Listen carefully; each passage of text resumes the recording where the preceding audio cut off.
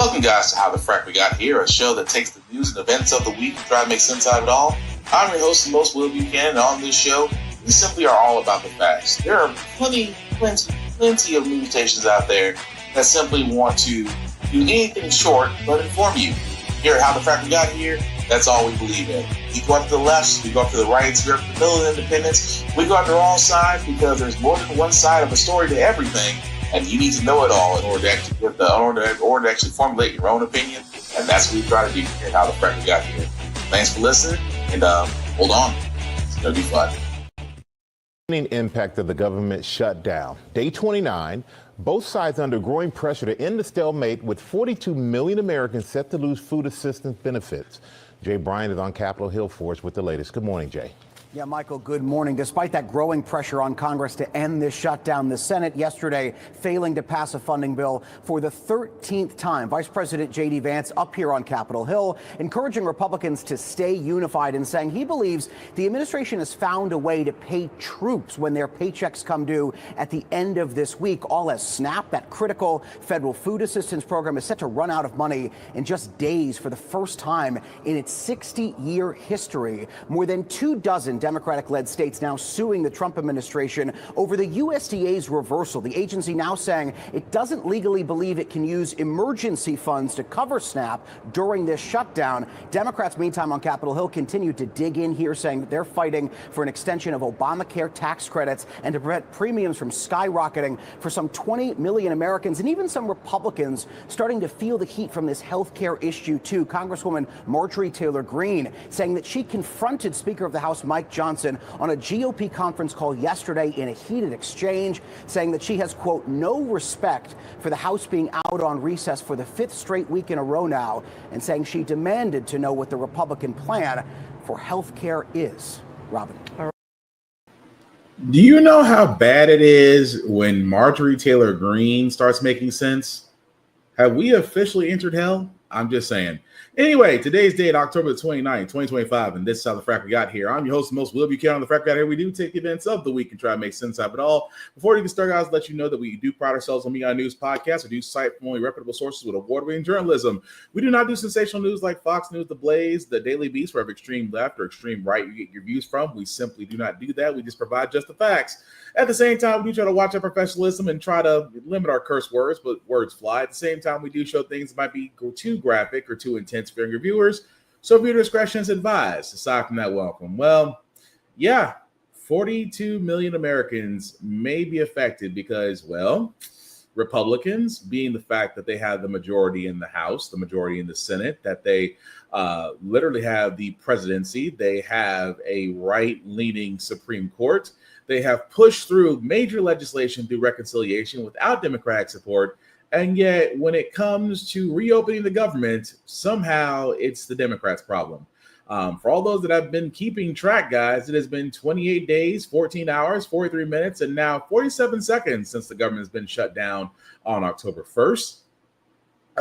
And again, this comes to an estimate, again, a daily cost anywhere between 200 to 400 million, depending on your math. But yes, we are still in the middle of a shutdown. At the same time, SNAP benefits are being affected. And of course, yes, we are getting around the holiday season. And at the same time, here's what you may not know about the USDA, because they do have emergency funds to actually be able to still provide SNAP benefits, because let's be honest, in the middle of a government shutdown, only politicians are paid. Federal government contractors and workers are on furlough. Air traffic controllers and TSA agents have to work without paychecks, even though they are considered quote unquote essential workers. I said essential workers. I have never seen the term essential workers being used so hard, and yet they treat these people like crap. Yet senators and representatives, whether they're Republican or Democrat, are still getting paid through the U.S. Treasury and also bound by the Constitution. Let's think about this for a second. In the Constitution, it does guarantee that representatives and senators and basically all politicians get paid. Whereas those that work for the government, whether they're staffers, whether they work in the federal buildings, whether they are custodians or cooks or however they are, the fact that they are considered part of the government staff, they do not collect paychecks. Yet the people that have the ability to reopen the government do. And I've said it before, and I've said it again. If you basically are getting paid to do a job, regardless of your actions, you may not have the incentive to actually do your job because you are getting paid. So again, it seems like a big ass thing of I got mine, get yours. But going back to the USDA for a second, the USADA does have emergency funds to actually help in the event that they need to fund SNAP benefits for people to actually get food. Here's the thing. They have been told by the Taco administration that basically, no. The government shutdown. Obamacare, which has been the sticking point between Democrats and Republicans that is keeping the shutdown going, and federal food benefits that are commonly known as SNAP. It is about to run out of money because the Trump White House decided not to use emergency money to keep it going. That is a decision that Speaker Mike Johnson came out in support of today. And so far, both parties have made no progress in reopening the government. When it comes to those Obamacare subsidies, it might already be too late to. So let's stop it right there for 1 second. Because I just want y'all to go back and see that headline right there. That yes, closeted serial killer, possibly, Speaker of the House, Mike Johnson, agrees with Taco's plans to not tap into the $5 billion in reserves that could be used for benefit for actually providing SNAP benefits to those that will need it. Now, keep in mind, these SNAP benefits, guys, will basically expire as of a couple of days from now. I mean, November 1st. So you got to think in about 3 days, those benefits expire. And the way they're going, December's benefits may not be there. And yes, we are getting into the month of the holidays and things of that nature. But here's the thing. You have folks working full-time jobs that literally and figuratively can't put food on the table or may have to go to much dire needs. And that is a scary ass thought. But the fact that the Taco administration has $5 billion in revenue, I'm sorry, in $5 billion in emergency funds, not revenue. I apologize. $5 billion in emergency funding, right? You could use that towards SNAP and be able to make sure that Americans get their benefits. Because I'm pretty sure you've seen it on social media, guys. Folks out there, now some of it is for clout. I'll be honest, some of it's for clout.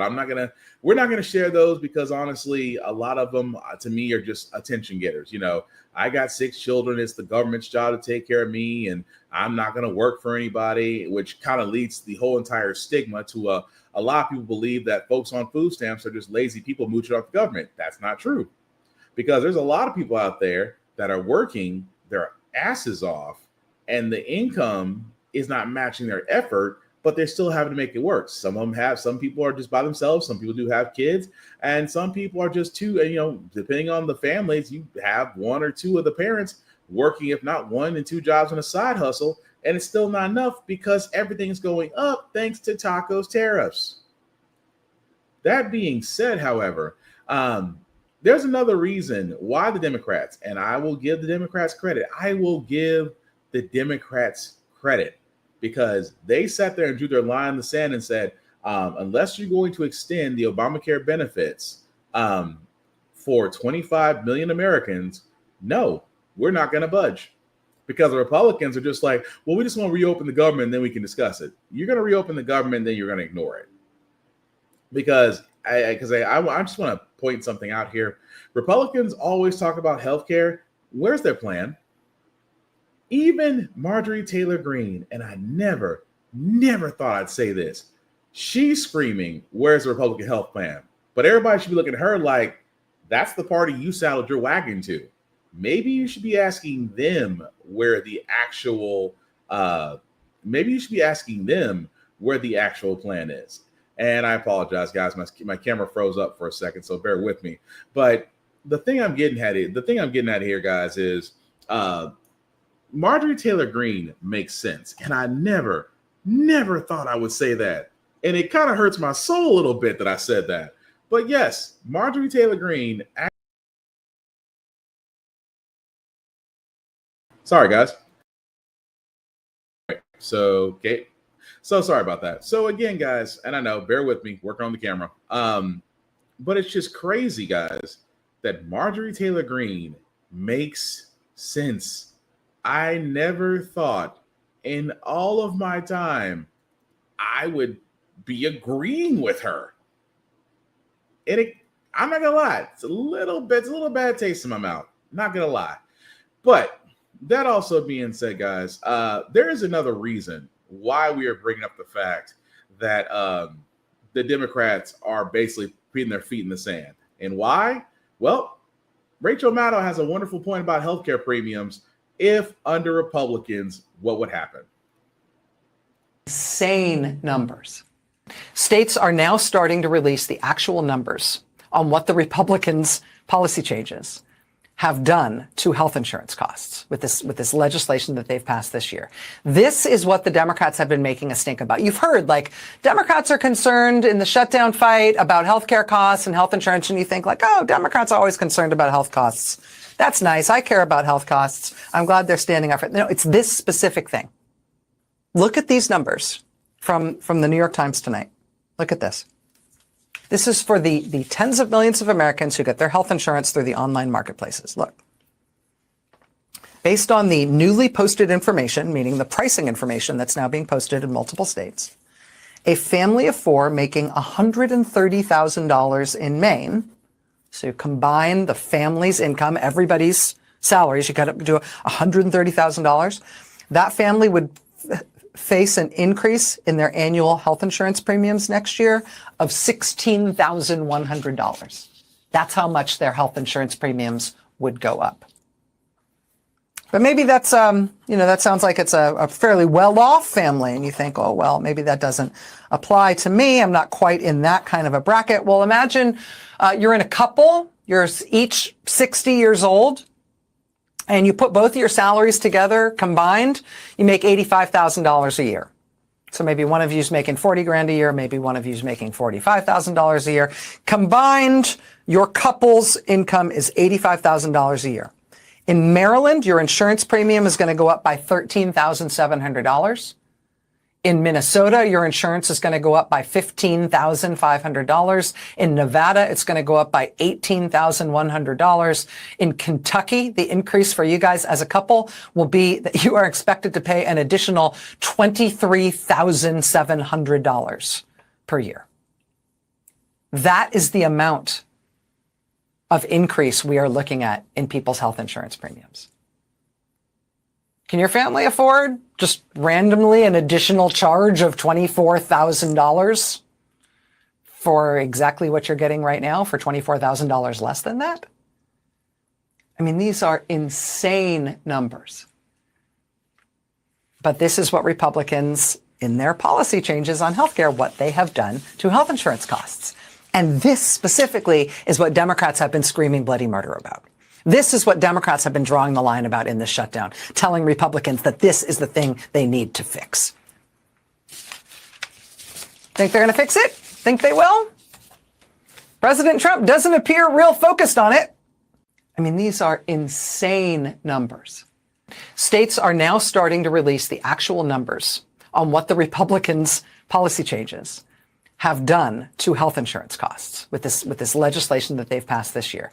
This is what the Democrats have been making a stink about. You've heard, like, Democrats are concerned in the shutdown fight about healthcare costs and health insurance, and you think, like, oh, Democrats are always concerned about health costs.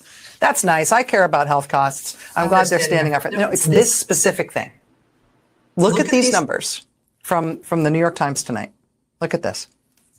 This is for the tens of millions of Americans who get their health insurance through the online marketplaces. Look. Based on the newly posted information, meaning the pricing information that's now being posted in multiple states, a family of four making $130,000 in Maine, so you combine the family's income, everybody's salaries, you got to do $130,000, that family would face an increase in their annual health insurance premiums next year of $16,100. That's how much their health insurance premiums would go up. But maybe that's, that sounds like it's a fairly well-off family, and you think, oh, well, maybe that doesn't apply to me. I'm not quite in that kind of a bracket. Well, imagine you're in a couple, you're each 60 years old, and you put both of your salaries together combined, you make $85,000 a year. So maybe one of you's making 40 grand a year, maybe one of you's making $45,000 a year. Combined, your couple's income is $85,000 a year. In Maryland, your insurance premium is going to go up by $13,700. In Minnesota, your insurance is going to go up by $15,500. In Nevada, it's going to go up by $18,100. In Kentucky, the increase for you guys as a couple will be that you are expected to pay an additional $23,700 per year. That is the amount of increase we are looking at in people's health insurance premium. And yes, we are back online. Appreciate that, guys, for your patience. But yes, Rachel Maddow has a point. And the reason why I wanted to play that twice is because I need to hit home the fact that if this continues, and keep in mind, the healthcare marketplace is opening next month. The marketplaces, if not, I think someone may be open in some states, but for the majority of the U.S., they're going to be reopening very soon. And health insurance premiums, if not going to be doubled, more than doubled. And asking the American people to pay more for the same health insurance is effing crazy. Asking Americans to pay more for the same health insurance that we're getting is extortion. Legalized extortion. And you know what? Here's my thing. You notice the health insurance companies are not complaining? Of course they're not. Profits are going to be wonderful for them. But I don't see any of the CEOs coming forward and saying, you know what, we need to be more complacent about our customers. Maybe we are charging too much. Maybe we are whining about, paying, being hounded by the CMS, the Centers for Medicaid Services. Maybe we are, passing the buck because we do actually control the drug prices and not the actual drug makers. Maybe we need to stop lobbying Congress to make sure that we don't go to a Medicare for All program. You'll never hear that out of a healthcare insurance company. Not United Health, not Aetna, not Humana. I can keep going down the list. You'll never hear that from them. But at the same time, take this and SNAP and health insurance. And we haven't even got to the jobs report, which, by the way, a lot of companies doing massive layoffs. Like the title of this weekly podcast that we have, we are just one SNAP benefit short of the purge. And I hate to say that, because going back to SNAP and whatnot, food banks are widely popular, even for federal workers, which in this case, the next video shows. In Southeast D.C., this food bank line just for federal workers, you have to have your government ID, stretches around the block. Many furloughed federal employees like Anthony Spite now waiting hours for help. I have children to feed, I have a family to take care of, I have a mortgage to pay. So it's a lot of uncertainty. The Bipartisan Policy Center reports 1.4 million civilian federal employees like Spite did not get paid today. I never thought that I would be in this predicament where I'm in need of assistance. Under a 2019 law, federal workers will be reimbursed at the end of the government shutdown.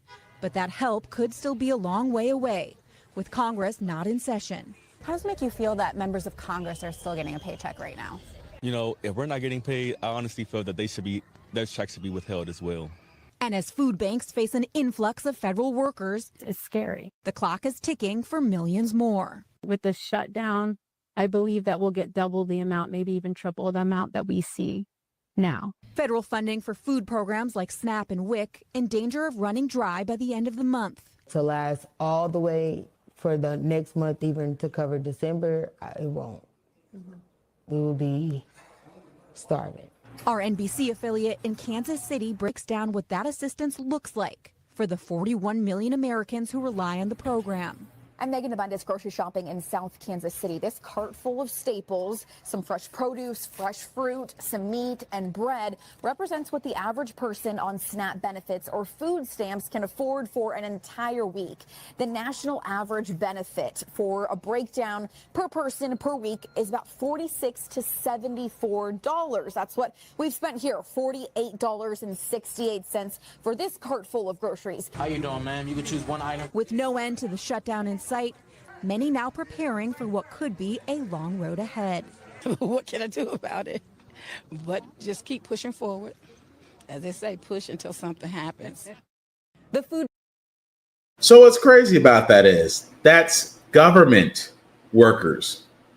And don't get me wrong, there's plenty of food banks around here, and they're going to be taxed. And don't get me wrong about food banks like Second Harvest. I know here in Tennessee we have Second Harvest, and that's a food bank, and there's many others out there. But yeah, think about the fact that they're going to be taxed. Not just government workers, but everyone, because the cost of living is not matching the output of work that we're putting out there. And I'll be honest with you, if you ask me, how do you feel that politicians are still getting paid for doing nothing? You are killing yourself. I mean, damn near busting your ass, and you're in a line to hopefully get groceries to keep keep people in your house or keep yourself fed. How would that make you feel? That guy was a lot better than me. I say pissed. I say, what is the whole point? And I said, I can go with this whole thing of what is the whole point between Democrats and Republicans? Because I can be mad at both sides. But in the event of how the government is ran, I'm only mad at Republicans. Republicans sat there and said, oh, well, we have power. This is going to happen. This is going to happen. This is going to happen. And idiots believe them. Idiots believe Taco, where only I can get grocery costs down. Grocery costs are out through the effing roof. I can get the cost of energy down. He has killed wind turbines and other renewable energies and increased coal mining, fracking, and drilling, and lumber mining. Only I can get, the cost of eggs down. Yep, last time I checked, the cost of eggs is up, motherfucker. At the same time, people believed him because for some odd reason, and I don't mean to make fun of people that don't attend college. There are plenty of people that are highly intelligent that never attended college. But I can only imagine, because it's been statistically shown that those that did not complete college or did not go for higher education usually vote conservative. Whereas those, and again, this is just, it's just, I am paraphrasing, because every time I ask somebody, why did you vote conservative? I ask that all the time. Because the Conservative Party is literally nothing more than a bunch of old white men making sure that corporations and rich people are protected. Hence, why? Who's benefiting right now? Corporations, rich people, those with big businesses. Again, if there's one thing Taco's good at, he's good at protecting people that will gladly donate to him. Even more so, guys, here's another thing that'll piss you off. Because remember Argentina? Where Taco sat there and said, we're going to give $20 billion to Argentina to help bail them out. And this is where Marjorie Taylor Greene must have lifted herself up from the Coke table and said, what? We're doing what? And again, the reason why I bring that up is because, we're about to give them another $20 billion as a rescue plan for Argentina. I sat there and said on this podcast, why are we donating to Israel? I sat there and said on this podcast, I will sit there and say it again. Why are we donating to Argentina? You literally have people, your own constituents, citizens, and workers are now trying to feed themselves in food lines. Whereas, Mr. We don't have the money apparently has $40 billion to burn in Argentina. $40 billion with a B.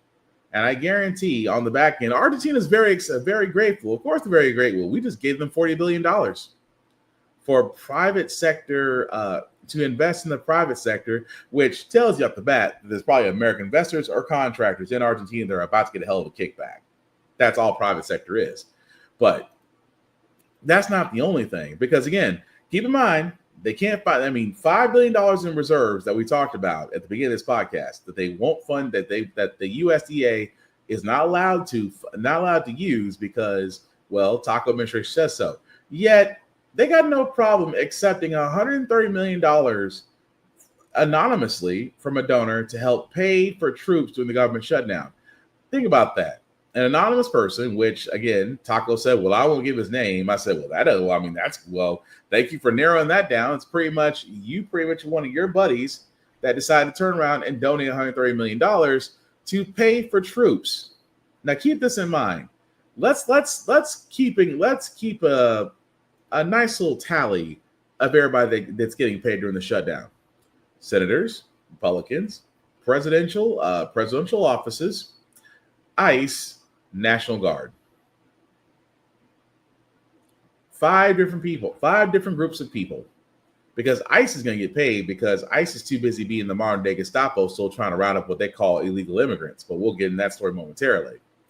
At the same time, you sent the National Guard to basically occupy democratic cities as intimidation, which we all know that's bullshit. So you got to keep them paid, because we've seen what happens when you don't pay soldiers. They have a tendency of, rebelling, which, again, I bring up the Purge. And I don't mean to bring up the Purge as far as an option, but I'm like, all those things in the Purge movies literally happening right now. And yet at the same time, like I said, we're one SNAP benefit away. And I've always said this on the show too. Not everybody is not rich. All of us are either 1 or 2 paychecks away from poverty, 1 or 2 paychecks away from being on the street. We are. And that just goes to show you the wealth income gap that we really do have in this country. We really do. But really quickly for a second, because I was going to talk about Taco and his ballroom for a second. Remember that $250 million ballroom that he wanted, that he sat there and said wouldn't affect any of the buildings? Then he lied and found out that the entire East Wing is destroyed because he wanted this grandioso ballroom because he believes he's not leaving. So he's making the White House Mar-a-Lago number 2. And we wonder when he sat there and said, well, we're getting donations from various people. And I'm just going to point a few things out here because he did say various people, right? Let's go down the list, shall we? So, tech giants, Google, Palantir, Amazon, and Microsoft. T-Mobile as well. YouTube, which again, this kind of answers the question of what happened on the other side. YouTube paying $22 million toward the Ballroom project as a case, as a part of a settlement case that Taco brought up for removing him from the platform after the January 6th domestic terrorist insurrection. I refuse to call it a riot. At the same time, Palantir is donating $800 million in government contracts. Again, because the Taco administration made them a key player in managing and consolidating data among the American federal agencies. Amazon and Microsoft get hundreds of millions in government contracts. T-Mobile also decided to donate. Also decided to donate to the Taco campaign. But what's so crazy is, and I just want to point this out, that there is, remember Trump Mobile? Remember when Trump tried to come up with those gold ass phones? Anyway, so T-Mobile is basically a link to a Trump organization mobile phone and cell phone company, which again, conflict of effing interest. Now, the company itself isn't run by Taco's organization, but using the president's name as a license. And for all those that don't know, the Trump Mobile network still going on is run on Liberty Mobile Wireless, which is a company that rents bandwidth from carriers like T-Mobile, AT&T, and Verizon. And I can keep going down the list, guys. And that's just a few. That's just text. We haven't got to everybody else. But these are the people. If you think this ballroom is nothing more outside of the fact that it's an eyesore, but it's basically a vehicle for companies to come in and pay their tributes. I hate to say it, but it's true. At the same time, it's amazing. We're seeing all this money go into different areas and aspects, from companies that don't pay anything in taxes, from companies that, benefit from subsidiaries, because Walmart is the biggest subsidiary. Walmart is the biggest recipient of SNAP benefits. You pay your workers so low that they have to go on food stamps. And then guess what? Because you're the only store in town, they have to shop where they work. And who wins? Walmart. The entire Walton family. And you got to think about it. For estimated $433 billion. There's millionaires and central millionaires around that group. And that should tell you everything you want to know. But again, I just want to bring up the essential workers thing, because that always bugs me about it. Every time I say, we love our essential workers. Remember during COVID, oh, we love our essential workers, our nurses, our doctors, our first responders, go down the list. We couldn't appreciate our essential workers enough because we couldn't pay them. And even now, FAA flight controllers, those that work in the towers, those that work in TSA, are now working on a paycheck. Missed their first paycheck after this week. So, guys, all I can sit there and say is, imagine you are working a job that, regardless if you get paid or not, you are expected to be there. How's your morale going to be? Well, the director of the TSA, I think is kind of full of shit on this interview, but you tell me. Now approaching 1 month, federal employees who support the nation's airports remain in the dark about when they'll be paid. Today, some workers got paychecks totaling $0. Joining us now is the acting deputy administrator at the TSA, Adam Stahl. Mr. Stahl, thanks so much for your time. What's the morale like at the TSA right now? I think morale is strong. I know these individuals, of course, are mission dedicated. They're focused on really ensuring the safety and the security of our skies every single day. But of course, they're human beings like you and I, and so they have bills to pay and childcare, to help facilitate and support. So again, they're mission dedicated, but they're definitely feeling the impacts every single day. Should Americans be confident in the security of our nation's airports during this time? Yes, we are focused on operational continuity. We are ensuring that there's no degradation in security in the slightest. However, we have seen some isolated impacts from a security perspective in terms of wait lines. So there will be, we've seen isolated impacts, to wait times specifically. And if this continues on as the days continue, we expect those wait times to increase. So we're hoping for a speedy resolution to this issue. So how far in advance would you now recommend that people show up at the airport as the government continues to stay shut down? We're asking individuals, per policy, to continue showing up 2 to 2.5 hours before for domestic flights. So we ask folks to be patient, to be respectful, and please, travel again respectfully when going to the airport. We've seen TSA workers resorting to food banks in order to try to feed their families. Is there anything the agency can do if this stretches on even further? Are you worried some workers may just ultimately quit? Yeah, we're focused again on operational continuity on a variety of different things, and the community, of course, has been incredible. Airlines, airports, private citizens have donated a variety of grocery cards, gas cards, meal cards, and so we really are focused again on supporting them in any way we can. And so we really urge Democrats to come back to the table and really ensure that we are in really facilitating again the safety and the security of our skies. And again, we're focused on that job at hand, regardless of shutdown or not. Are you seeing an increase in people who are calling out sick, taking time off, simply not showing up, or quitting? Yeah, we have seen some occasional upticks in unexcused absences, and that's caused the occasional disruption and increase in wait times at select airports like Atlanta, JFK, New York. And so, as I mentioned before, we do expect wait times, unfortunately, to increase and disruptions to continue. No degradation to security, but again, there will be an increase in pain at the airport in terms of wait times if this drags on. Adam Stahl, we thank you so much for your time. So again, guys, this is where I sit there and I say, yeah, he's full of shit. But then again, he's part of the taco administration. You're not gonna sit there and tell me morale is strong, because let's be honest. You work a job. You work a job because look, I come in, I work 6 hours, I do my job, and therefore you will pay me. If you don't pay me, I don't work, because I don't work for free. And that's the part that always bothers me, even when the TSA. Well, how's the morale of TSA right now when you have a whole bunch of workers that are forced to come to work, are missing paychecks, still trying to make ends meet, still trying to get bills paid. At the same time, you have to ensure the security of passengers as they get on planes. How's the morale? The morale is strong. You are full of shit, sir. You are full of it. Because I'm sorry, I am usually a positive person. I'm usually a happy-go-lucky person. But if you sit there and you tell me that I'm not getting paid, at the same time, oh, well, we still expect you to work. Bull and shit. I'll call out. I won't show up. Or if this continues, I quit. Because again, the bills don't work on furlough.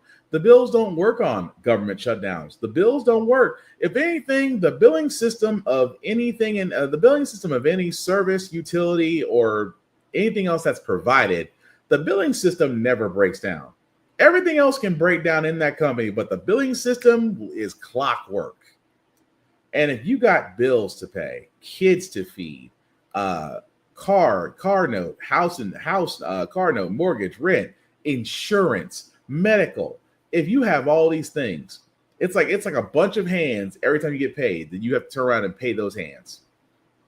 But you're telling me that, oh, the morale is strong and we have people coming in and doing things and you can't tell me what things they're doing, or, you know, we've had some issues, but really it's not that bad. You, sir, are just, my whole thing is, I'm going to be honest, this is how I know for a journalist, I'll be like, dude, cut the shit.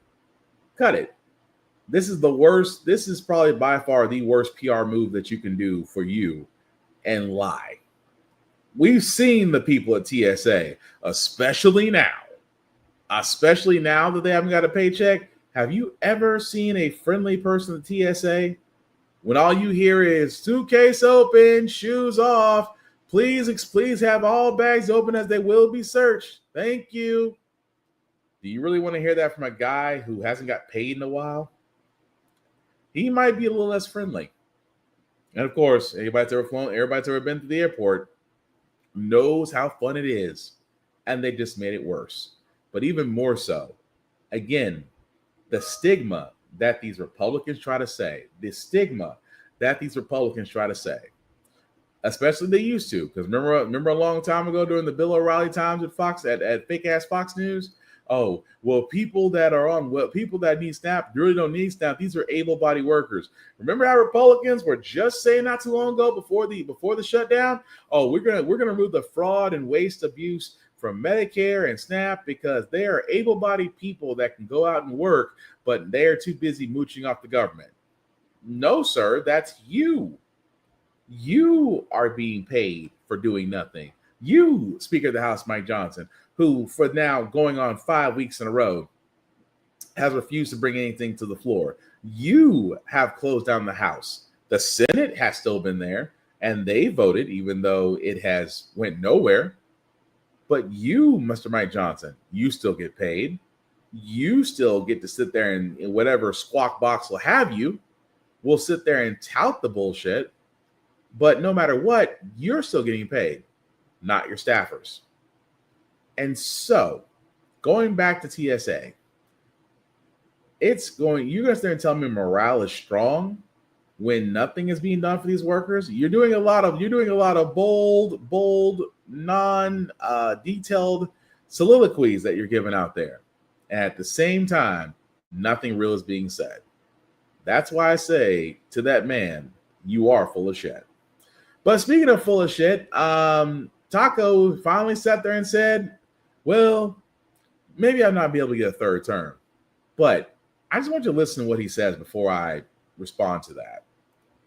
You know, they said highest numbers that I've ever had, as I should. I ended 8 wars, and we have the greatest economy in history. And by the way, energy prices are way down. Everything's way down. Beef is a little bit high. We're going to get beef down too. But prices are down and the economy is up. The only thing that's not down is the stock prices.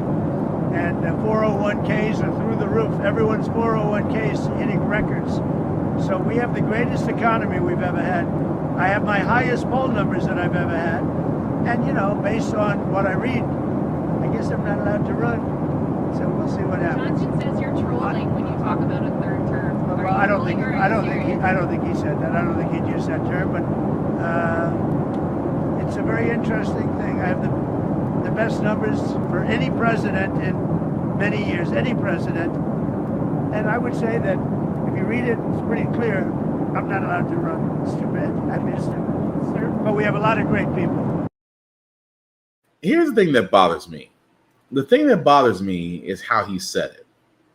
He's really nonchalant. He's like a guy that's never assumed accountability in his life. He's never accepted. He'll accept the praise, but never the blame. And you know, this whole thing of, oh, I ended 8 wars. I ended 8 wars. No, you didn't. We talked about it. Look, let me tell you something. The whole 8 wars bit, nah. Hell no. He didn't do anything. And it wasn't even, and there were conflicts, but not wars. But he'll swear up and down that he did something because, you know, just because you threw poop on the wall doesn't make you an artist. At the same time, oh, the numbers don't look better. No, your numbers are pretty much in the toilet. Oh, the economy. Oh, no, don't use the economy. The economy right now is not your friend. But at the same doggone time, you're going to stand and say, well, I read that I couldn't run for third term, while you have Steve Bannon's racist ass over there talking about their alternatives. Because, you know, he feels like if I look very astute and I speak very slowly, I sound intelligent. No, Steve Bannon sounds like a fucking idiot. But there is nothing. The 22nd Amendment ensures that no president can run more than 2 terms. And everybody said, oh, well, he could exercise wartime powers and cancel the elections. It will take an act of Congress to do that. The president is not a dictator. The president cannot just simply wave a wand and sit there and say, I cancel elections. Doesn't work that way. He already tried a coup. I don't think he's going to try. The president has already tried a coup once. Don't think he's going to do it again. Also, at the same time, that man basically wears more makeup than a person that crash landed into Sephora. And you can tell, although from what I understand, you know, his health is supposedly great, but he's already gone to go to the 3rd MRI. So what does that tell you?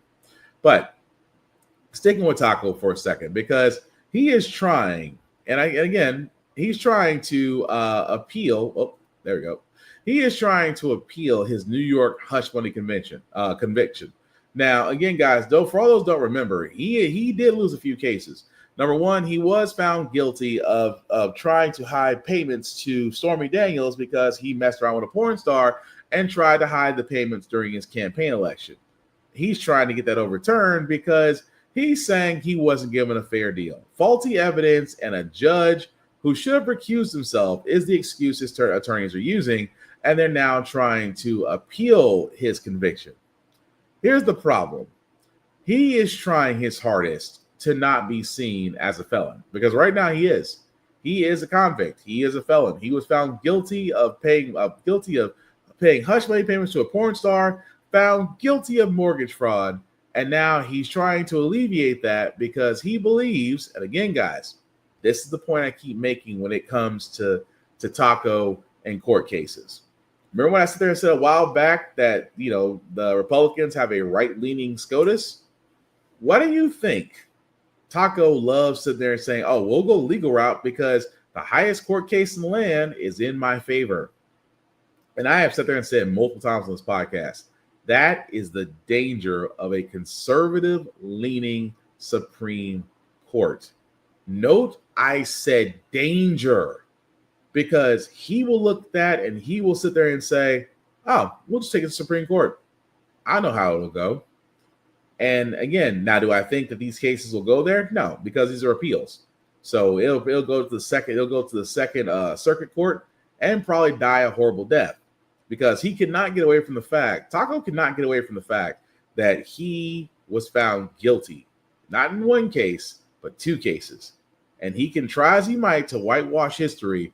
We know you are a felon, and yes, a felon can become president, but you will never wash that stink off of you. Much like the Jeffrey Epstein files, which surprisingly enough has not been said all week. But I digress. Moving right along, guys, we're going to cover this story as well because, again, I have to re-stress this because Ken Paxton, Attorney General out of Texas, is allowing lawsuits for Tylenol. Why Tylenol? Well, yeah, a certain idiot who is now our Secretary of Human Health decided to make that outrageous statement that Tylenol causes autism and ADHD. I wish I could make this up. Texas is suing the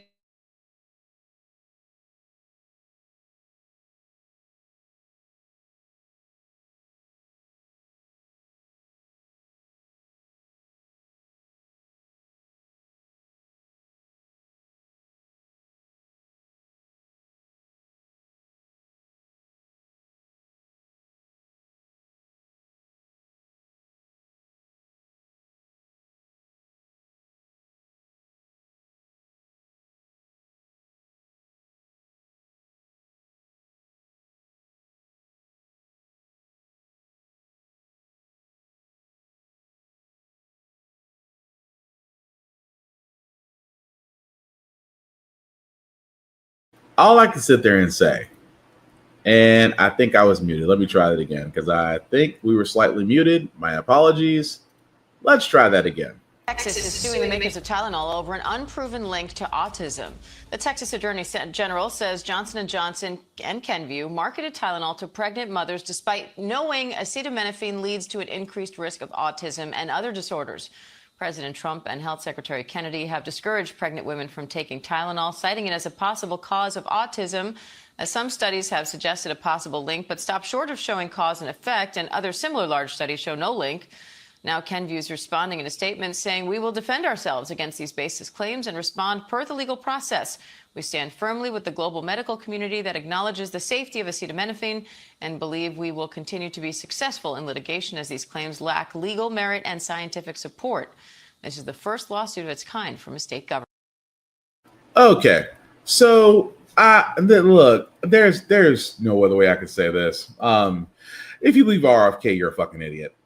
You believe an anti-vaxxer, like I said, anti-vaxxers' advice, knowledge, and research belongs in the same area in a library as does Twilight and everything else, the fiction section. Again, and I'll keep this short and sweet. RFK is an idiot. Taco's an idiot. Neither one are doctors. Ladies, if you are pregnant or just in health in general, please talk to a doctor. Please talk to someone that has went to medical school. Please talk to someone that's done their residency. Please talk to someone that is constantly being put in front of boards to be certified. Please talk to those that have actually done the work. Doctors, nurses, nurse practitioners, research scientists, things of that nature. Basically, all those in the healthcare professional field. Talk to them. Please do not listen to a guy that looks like he sounds like he's just one good cough away from getting out whatever's in his throat.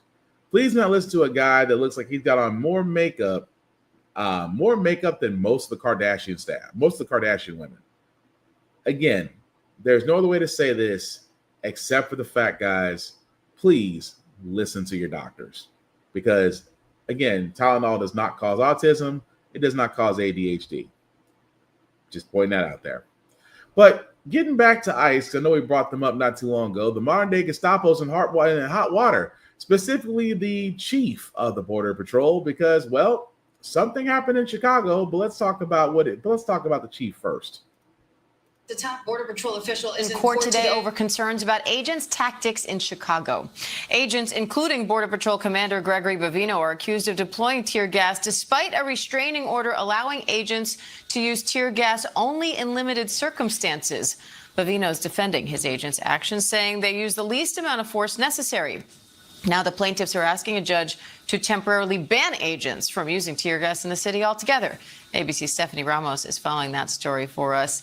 Stephanie, I know you spoke to Bovino. What are you watching for in this hearing today? So we won't be able to hear in real time, but Customs Border Patrol Chief Greg Bovino will be there. The judge wants to hear from him. He's being called in to testify about the tear gas incident last week and overall the use of force that we've seen lately in Chicago. The judge wants to find out if it was in violation violation of the temporary restraining order that restricts but does not ban the use of force against members of the press, clergymen, and activists. And as of last night, the plaintiffs in the case are now asking the judge to temporarily ban the use of tear gas. You've seen the images over the last couple of days. It's been really intense there on the ground.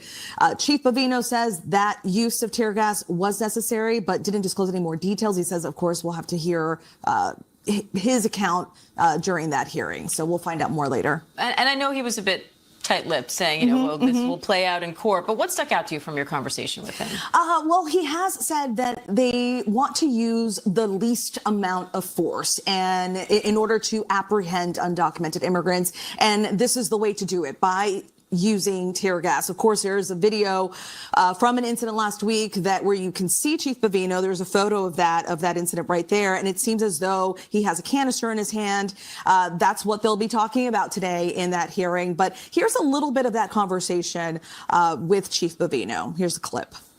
When we utilize force in law enforcement, and this is in law enforcement in general, as we use force, it's the least amount of force necessary to affect an arrest or to affect the successful outcome of any given mission that we're on. So whether it's the use of tear gas or the use of hand techniques or any use of force by law enforcement, that's that least amount of force necessary to positively affect the outcome of that mission. And that's what we do here in Chicago. So there you can hear him reiterating that same sentiment. They want to use the least amount of force. So, of course, we'll see what the judge says this afternoon regarding tear gas. But this alleged use of force by agents has really become a flashpoint there in Chicago. And we'll see what happens. You know, it amazes me. Whenever you see a law enforcement officer try to explain something, well, we're going to use the least amount of force. You use tear gas on unarmed protesters. Let's stress this again. You supposedly have been emboldened by Taco and Ice Barbie, given unlimited budgets, and even in the middle of a freaking government shutdown, you guys are still being paid to basically be the modern day Nazi police. And you're going to sit there and say the least amount of force was necessary to control the crowd. I wonder how he feels about that, doing that to a children's trick-or-treating parade. Yeah, that happened. This morning, Homeland Security is defending actions taken by federal officers in Chicago over the weekend that sparked outrage from some residents. Tear gas at Old Irving Park right now, our own neighborhood, scaring our children. A Halloween parade for kids canceled after agents deployed what appeared to be tear gas.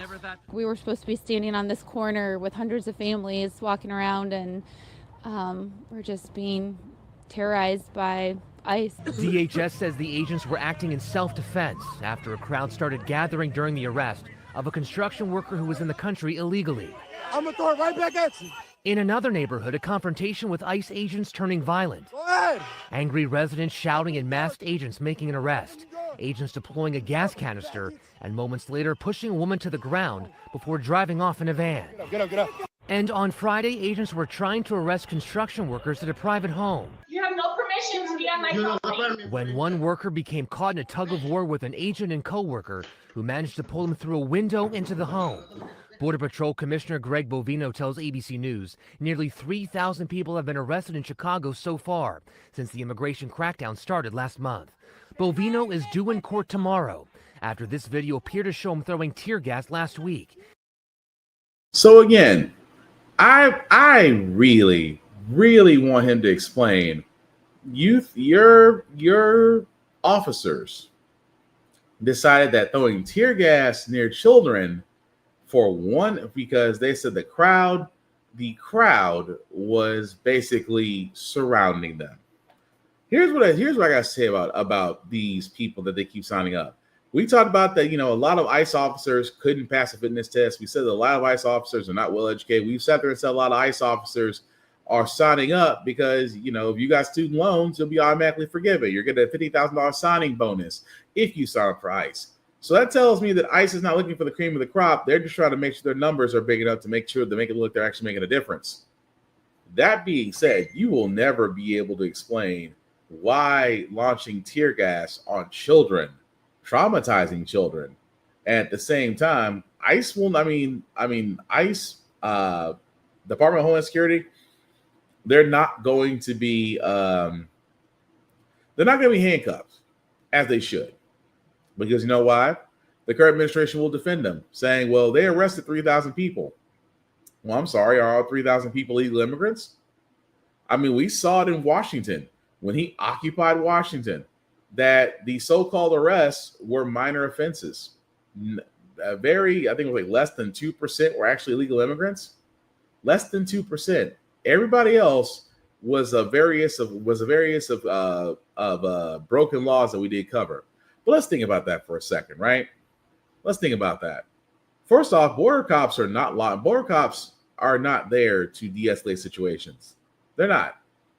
At the same time, because of the regime that we're under, they're not going to be trained de-escalation as much as they say they are. A lot of them are looking for a reason, and sometimes like I said, we had one story where one pastor was shot with a paintball just because he was wanting them to be forgiven. You had a woman just now get pushed out of the way because she wanted to film, which she is enabled to do, and she wasn't in contact with the officer, but the officer decided to push her down as he hopped in the car and tried to speed off. Ladies and gentlemen, these cops that have literally been deputized should not be. And at the same time, those kids, I hope the parents sue. It is my hope the parents effing sue. Because you know what? Since ICE has got this wonderful budget, they'll be using it for lawsuits. And I hope the parents sue. Because who the hell thought it was a good idea to rip tear gas on children? That lets you know how far we've actually come and how low it's actually gotten. But speaking of law enforcement, the case of Sonia Massey. For all those that don't remember Sonia Massey, we did cover it last year about a woman that called the police thinking that someone was at her house. It started off fine and jovial until she said, "I rebuke you in the name of Jesus," while picking up a pot of boiled water, and the officer shot her. Literally shot an unarmed woman holding a pot of boiled water. That officer, who's no longer an officer, was actually starting his day in court, and when we leave it, the jury was currently in deliberation. But for all those that need a refresher course, the former Illinois deputy accused of killing a black woman in her own home tells a jury today, taking the stand in his own defense, that he felt the only weapon that was appropriate was his pistol. To respond to the threat, he says he felt from Sonia Massey. Sean Grayson, you see him in court sketches there. Kind of a surprise move today, taking the stand to testify. Remember, Massey called 911 late one night last year, worried about a prowler. Body cameras captured her, this video, in her own home, picking up a pot of boiling water and telling Grayson, "I rebuke you," in her words, "in the name of Jesus." Grayson then yells at Massey to drop the pot. Seconds later, fires 3 shots. Prosecutors say Massey was never a real threat to Grayson, arguing he'd gotten frustrated with her throughout the night. But Grayson's lawyer says his client's actions were reasonable under the circumstances. Grayson has pleaded not guilty to 3 counts of first-degree murder. I want to bring in Maggie Vesper for us. So we'll leave it there because it goes to legal analysis. But yeah, that was the story. That Sonia Massey, all she did was pick up a pot of boiling water because, again, she called the police thinking that there was an intruder at her house. The officers went around, found nothing, was all jokey, and then all of a sudden, it's like, "Oh, no, I rebuke you in the name of Jesus." And apparently that must have been a trigger word for Mr. Trigger Happy Son Bitch, who decided to shoot her. Let me tell you something. I have talked many times on what law enforcement can do around this country. I have sat there and said it multiple times. This officer saying that his pistol was the best way to utilize to neutralize the threat tells you off the bat that these officers are not trained to serve and protect. They are trained to shoot and kill, and then say, "I fear for my life," when it becomes a person of color they shot. I don't feel bad for this man. I hope he is found guilty. I hope that the book is thrown at him, because it has been long since time that law enforcement officers who are more trigger happy than problem solving should not be law enforcement officers, and those that actually do take lives unnecessarily should spend the rest of their lives in jail. But we will follow up on that one once the jury deliberates. Like I said, the jury has been deliberating since yesterday, so there may be a ruling today or not. Either way, we'll let you know. But as we're getting to the end, guys, of this podcast, again, I know I talked about the fact that we are going to basically see some, with all this growth that these companies are doing, right? All this growth, there are several companies that are doing massive layoffs. Why? Well, one reason is because of AI. At least that's the way Amazon tells it. Tonight, the massive cuts at Amazon, 14,000 corporate positions slashed, as the company says it is staying nimble as it embraces the changes brought about by artificial intelligence. In a company memo calling this generation of AI the most transformative technology we've seen since the internet, adding Amazon needs to be organized more leanly, echoing what CEO Andy Jassy said this summer. With every technical transformation, there will be fewer people doing some of the jobs that the technology actually starts to automate. LinkedIn chief economist Karen Kimbrough says this is just the beginning. What we're seeing is it's jobs in HR and marketing, also engineering, media and comms. We're going to have a long, I think, 5 to 10 years of watching roles, evolve under the pressure of AI, but there's also going to be some new opportunities. Opportunities also for small businesses. At this popcorn shop in Maine, Julie and Paul Roberts make 40 flavors of popcorn. Their newest ingredient, AI. We have been able to create a whole brand new website with the use of AI. I have used it for our social media, for email blasts. It's been incredible. And that's instead of hiring a person. It is. Yes, absolutely. A new technology she can't afford to pass up. So again, guys, yes. But first, let's get this for a second. I am a tech person. I am an IT person. Been doing it for over 10 years. I have sat there and said that AI is the most dangerous thing that you can do. AI is the most dangerous thing that you can add, because what happens with AI is that companies look at it as a way of being cheap. They will look at this and say, hey, this program could do the work of one person or 5 people or 10 people or 100 people. So the cost of that AI program to a company will outweigh the cost of paying employees. And here's the problem with that. Once corporations figure that out, there are a lot more unemployed people than there are available jobs. And we're seeing that. Amazon has sat there and said, well, we can, we'll cut 14,000 corporate jobs because their AI can do it.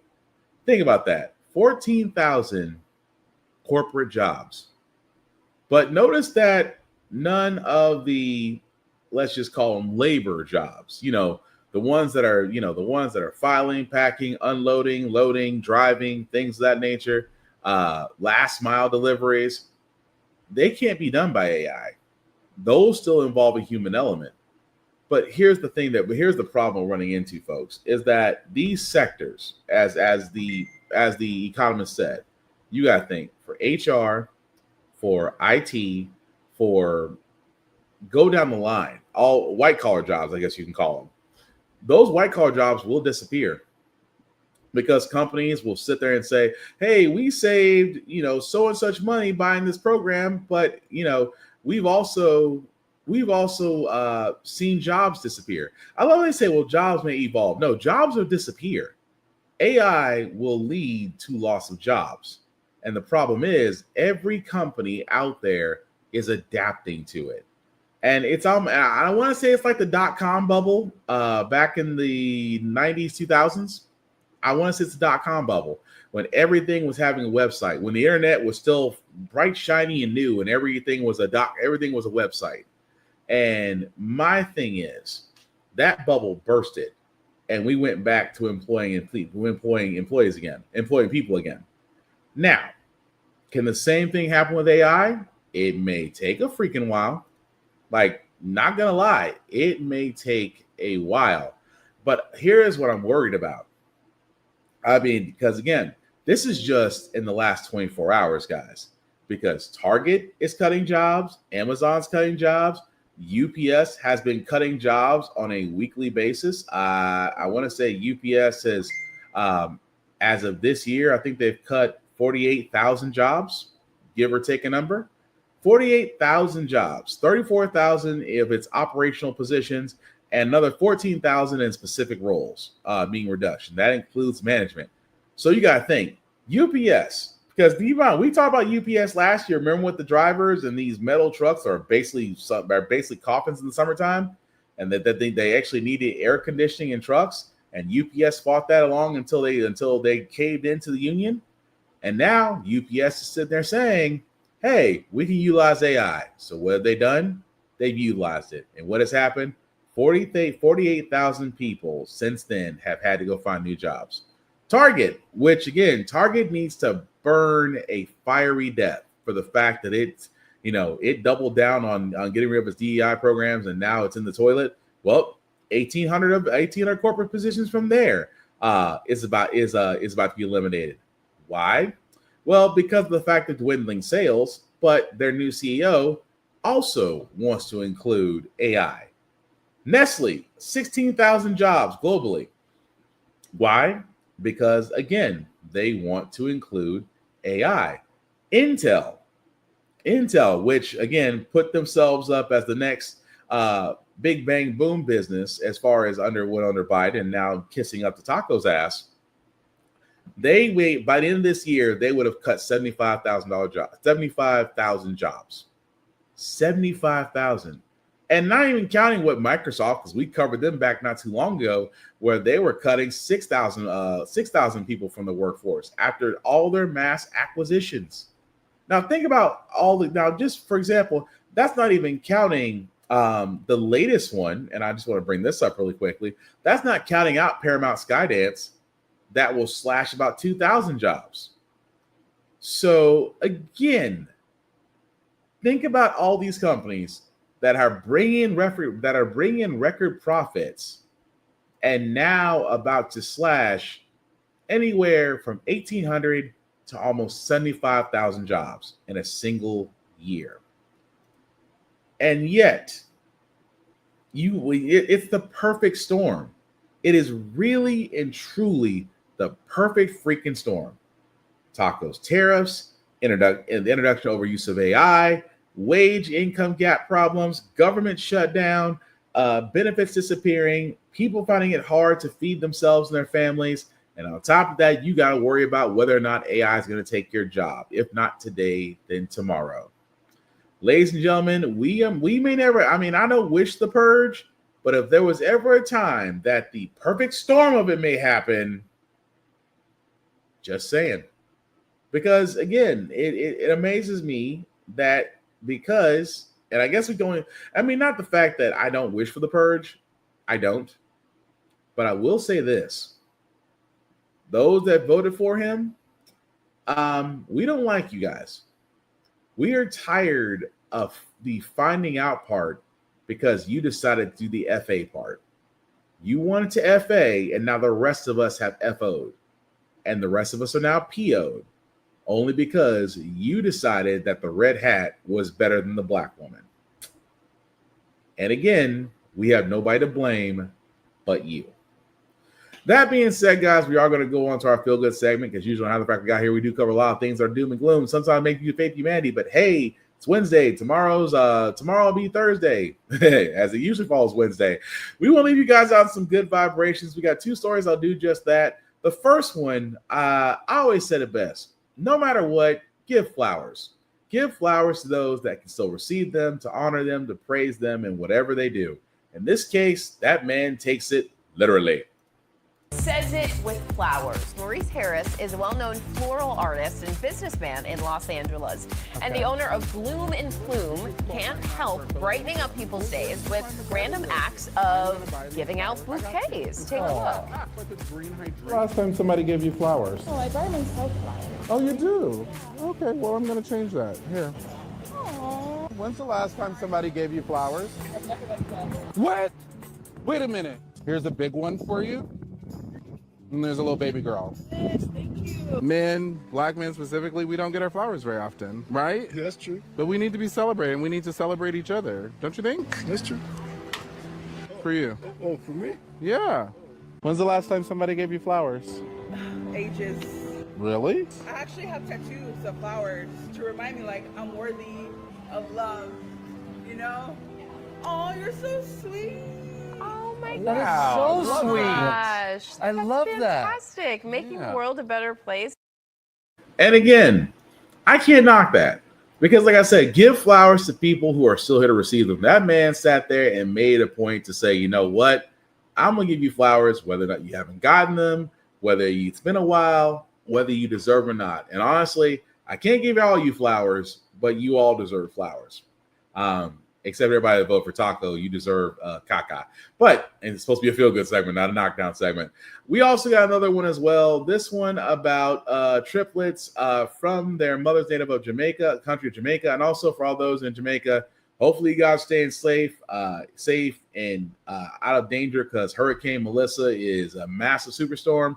So if you are watching this from Jamaica, and I kind of found that some of y'all do, which I do appreciate.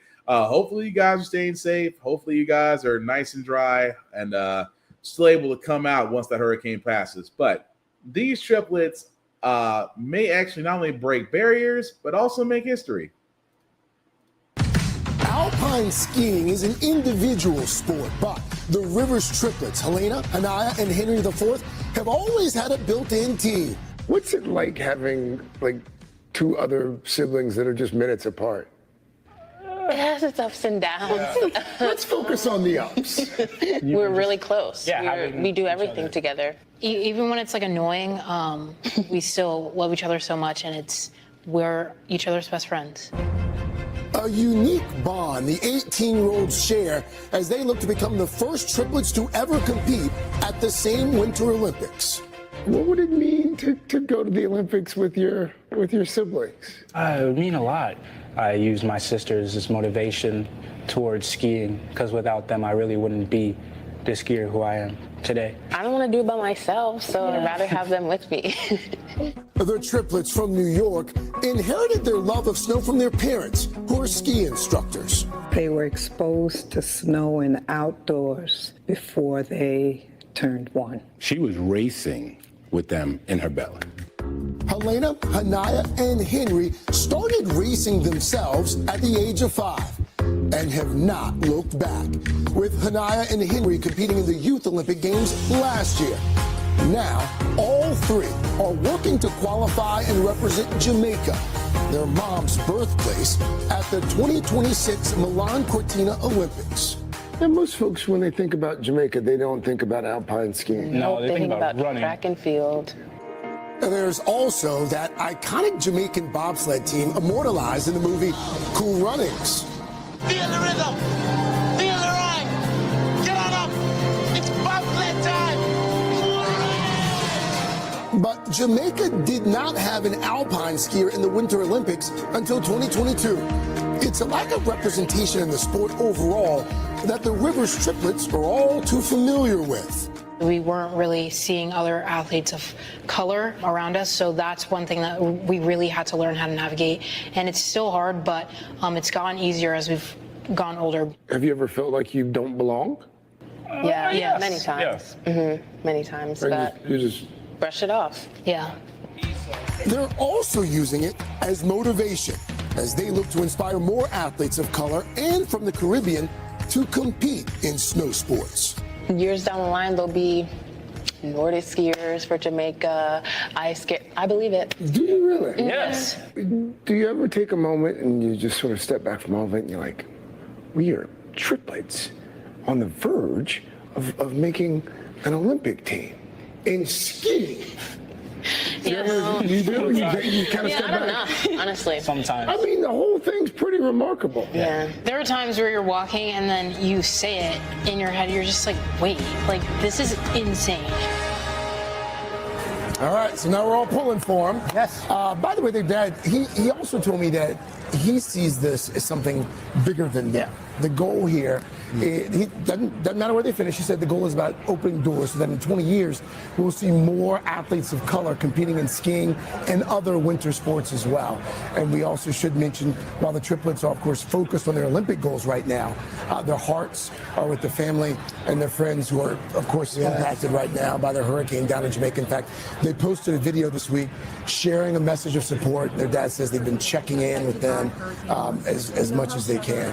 But it was cool cool to see all three of them like training together, working out, but also giving each other grief like siblings do. As only siblings can. And by the way, when I was into Grill Jamaica, that Cool Runnings bobsled is out there on the beach by a bar. You can go get your picture taken with it. So that's pretty cool.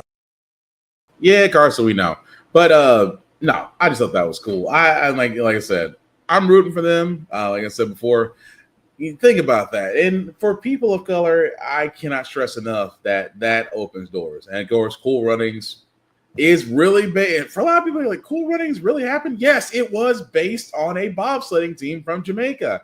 Disney may have Hollywoodized a little bit, but it's based on real events. But not to take away from these three wonderful athletes, because I will watch them in the Olympics. At the same time, guys, doors are opening. I mean, we're seeing it not just in skiing, but like I said, speed skaters. I cannot think of that one speed skater's name to save my life. I think she got a silver medal the last time she competed the Olympics. I apologize for not remembering your name. But doors are opening, and that's beautiful, man. That is something that I never thought I would be able to sit there and say, because as doors are opening, we're starting to take over. We're more than just basketball, football, and baseball, folks. We are more than capable, and we should be able to shine as brightly as our parents know us to be. But get a little teary-eyed thinking about that. We'll root for them, definitely, even though, like I said before, you may be Jamaica, but we still gonna root for you because we root for everybody black, right? That being said, that's going to do it for this podcast, guys. Thank you all for watching, for liking, for letting people know this is live. I certainly appreciate that. Some shameless plugging before we do get out of here, guys. Shout out to Always Press Record, our APR TV. Why? Because How the Frack shows on their network. You can find them on the Roku channel app or Amazon Fire TV app, along with many other shows that are there as well. But definitely check them out, guys. You will not be disappointed. Also, BlurStation.com. You've heard me talk about Blur Station a lot, guys. It is a streaming site with content made for us, by us, to enjoy. They literally just had a reveal of one of their shows that they actually will be exclusive to on Blur Station. You want to find out about it? Go to BlurStation.com and check out what's there. Also, if you do want to sign up, it is $10.99 a month to stream Blur Station. $10.99 a month to stream Blur Station, and Blur Station streams on all smart devices. Again, you will not be disappointed. Also, How the Frack We Got Here can be found on YouTube. Literally, guys, if you type in How the Frack We Got Here podcast, I am the first thing that pops up. Please like, share, subscribe, hit the notification button for every time we do have a live show or we do have a show added. And again, none of this cannot be done without you guys. So please help me continue in the mission to inform, to get you past the BS, to get you informed, to get you involved. Definitely like, share, and subscribe. Also, you can find us on Spotify as well as Google and Apple Play Podcasts, wherever you get your podcast from. But you can also find us on Spotify, especially at How the Frack We Got Here. Definitely subscribe there, guys, as audio versions of the show will be uploaded there as well. Also, check out my other show if you're into video games, if you're into anime, comics, things of that nature, along with me and my other two cohorts at the Gibit Podcast. And notably, the GB Podcast as well. Like, share, and subscribe. We usually come on every Friday, right about 9 p.m. Central Time, guys, and we talk about news of the week. This Friday, because it's Halloween, we will not have a live show, but definitely check out all the shows we have there. And again, guys, your subscriptions, your participation, your Patreon is always accepted, and I want to thank you for that. Also, for myself, guys, you can find me Black_Spartan 615 on the socials. You can like and follow me. I usually talk to everybody. Just don't make it weird. I don't want to start blocking people. At the same time, guys, again, I cannot stress this enough. Please protect your peace. Please protect what makes you happy. Go outside. Go enjoy the weather. I know right now it's kind of rainy here in Tennessee, but wherever you are, enjoy the last bits of summer because fall and winter are coming, and I cannot wait. Check on your people. And again, guys, I know right now it just seems that every time we turn around, something else terrible is happening. But keep your head up. Again, keep your spirits up. Keep your peace. Protect your strength, and again, we'll all make it. I promise you. Also, as same thing, guys. One last thing: the midterms are coming up. At the same time, before I get to the midterms, let me say this: please look out for those that you can. I always say it best. Right now, Republicans ain't gonna look. The Republicans are not gonna look out for anybody. But if you have the ability, notice what I said. if you have the ability to provide a little something to somebody, if you have the ability to be able to help, whether it's financially or buy food for someone else without putting yourself in the same hole, if you have the ability to help, please do so. Please help people if they need to help. If they need directions of food banks. I know here in Tennessee we have Second Harvest along with other organizations. If you are needing help, please reach out. And if you have the ability to help somebody, please reach out. The only thing we can do at this point is help each other, feed each other, and organize. We cannot depend on Taco and his administration to help us out when they're too busy trying to line their own pockets and to make sure that their rich friends are taken care of. So again, if you have the ability to help somebody, please do so.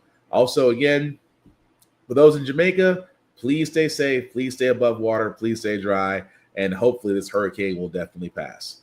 At the same time, guys, last thing I'll say about How the Frack We Got Here, it's all about staying informed. We are not trying to reinvent the wheel. We are simply giving you all the information, allow you to make up your own mind, but we do provide a logical perspective that goes along with it. We do better as society once we're informed. We're progressive. We move forward. We try to right the wrongs of our past and making decisions now that we should have done back then, like electing our first Black woman to the Supreme Court, electing our first Black woman as the Federal Reserve Governor of the board, electing our first Black woman, hopefully one day, that they will say, congratulations, Madam President, all great things. We don't learn from history. We are doomed to repeat things. That's why we keep asking ourselves, why does everything go up at our paycheck? Why are we electing different politicians, but still the same old game in Congress? And most importantly, how the frack we got here.